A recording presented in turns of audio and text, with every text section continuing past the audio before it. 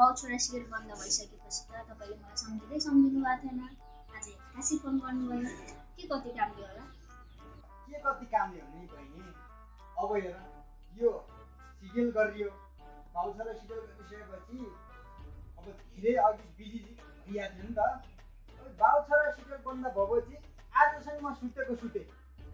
अब यसो विचार गरेँ कति सुनि नयाँ साल पनि आउँदैछ भनेर चाहिँ मैले फेरि एउटा प्रोजेक्ट ल्याएको छु के। तिमी र म मिलेर काम गर्नुपर्छ भनेर बोलाएको हेर।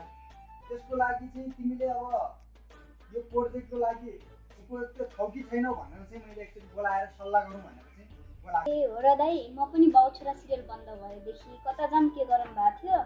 म त काठमाडौँतिर नै हिँडौँ जस्तो लाग्थ्यो। तर अहिले खुसीको कुरा सुनाउनु भयो, जे होस् राम्रो लाग्यो, खुसी लाग्यो। दाइ प्रोजेक्ट त ल्याउनु भयो, अनि कहिलेदेखि सुरु गर्ने नि काम? कहिलेदेखि हुनु नि बहिनी। अब यो नयाँ वर्ष छ नि 2082 को वैशाखभित्रै हामीले यो नयाँ प्रोजेक्ट ल्याउनुपर्छ। अब यो प्रोजेक्टको नाम सुन्छौ? मिस्टर मेसिज बबाल। हाम्रो बाउछोराकै टिम हो कि नयाँ टिम छ? हेर बहिनी, अब यो बाउछोराको टिम चाहिँ अब हामी दुईटा मात्रै भयो अहिलेलाई।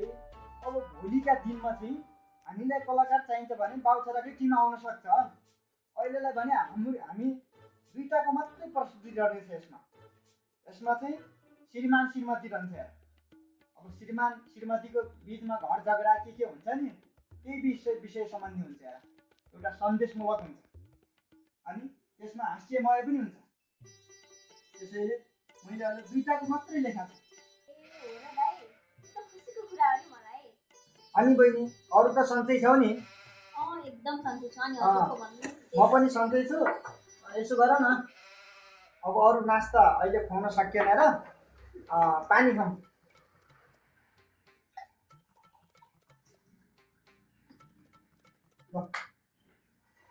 अनि अब यो एकचोटि तिमीले यो हेर, त्यसपछि अब हामी प्रोजेक्टको लागि एग्रिमेन्ट गरौँला।